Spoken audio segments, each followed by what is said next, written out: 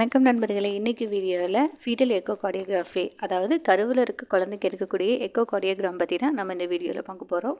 கரு echo cardiogram அப்படின்னா என்ன, அது எந்த டைமில் எடுக்கணும், அப்படி எடுக்கிறதுனால அதோட யூசஸ் நமக்கு என்ன, எப்போ எடுக்கலாம், அது எடுக்கிறது மூலமாக என்னெல்லாம் தெரிஞ்சுக்கலாம் அப்படின்றத பற்றி வாங்க வீடியோக்குள்ளே போய் பார்க்கலாம்.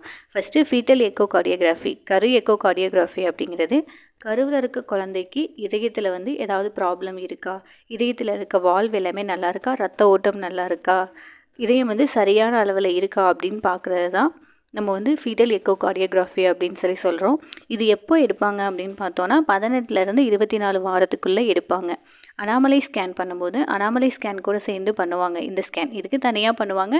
ஒரு சிலருக்கு அனாமலை ஸ்கேன் கூடவே சேர்த்து பண்ணுவாங்க.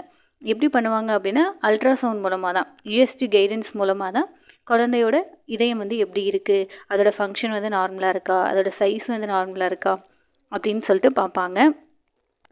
இந்த ஃபீட்டல் எக்கோ கார்டியோகிராஃபி யாருக்கெல்லாம் பண்ணுவாங்க அப்படின்னு பார்த்தா யூஸ்வலாகவே எல்லாருக்குமே இந்த இது அனாமலை ஸ்கேனோட பண்ணுவாங்க. பட் இருந்தாலும் ஸ்பெசிஃபிக்காக மதர் அண்ட் ஃபாதர் யாருக்காவது அவங்களுக்கு ஹார்ட் ப்ராப்ளம் இருக்குது அப்படின்னா அவங்களுக்கு மஸ்ட்டாக பண்ணுவாங்க.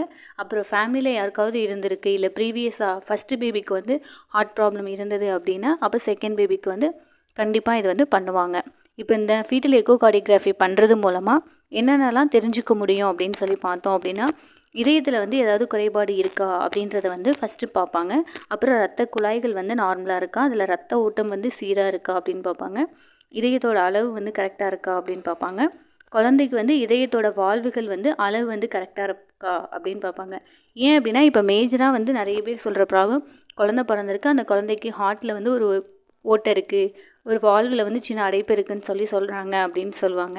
அதாவது இதை முன்னாடியே பார்க்க முடியுமா அப்படின்னா முடியும். அதுதான் இந்த ஃபீட்டல் எக்கோ கார்டியோகிராஃபியில் குழந்தைய கருவாக இருக்கும்போதே அந்த குழந்தைக்கு பார்ப்பாங்க.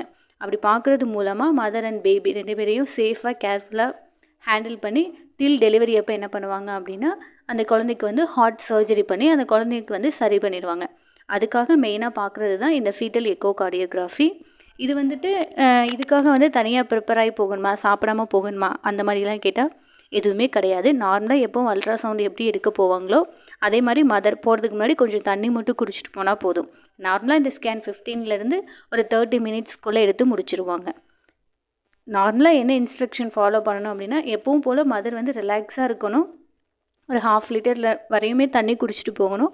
அப்போ டாக்டர் அந்த ஸ்கேன் பண்ணும்போது அவங்களுக்கு ஈஸியாக இருக்கும். இது ப்ராப்ளம் இருந்தது அப்படின்னா மதர் அண்ட் ஃபாதர் 2 பேரையுமே கூப்பிட்டு கவுன்சிலிங் கொடுப்பாங்க. அப்புறம் கவுன்சிலிங் கொடுத்துட்டு எப்படி கேர் பண்ணிக்கணும், எப்படி சேஃப் டெலிவரி எப்படி பண்ணுறது அப்படின்றத பற்றி அவங்களுக்கு எடுத்து சொல்லுவாங்க. அப்படி இல்லை ப்ராப்ளம் எதுவும் இல்லை அப்படின்னா நார்மல் அப்படின்னு சொல்லிட்டு ரிப்போர்ட் கொடுத்துருவாங்க. இந்த ஸ்கேன் பற்றி வேறு ஏதாவது டவுட் இருந்தது அப்படின்னா கீழே கமெண்ட் செக்ஷனில் கமெண்ட் பண்ணுங்கள். நன்றி.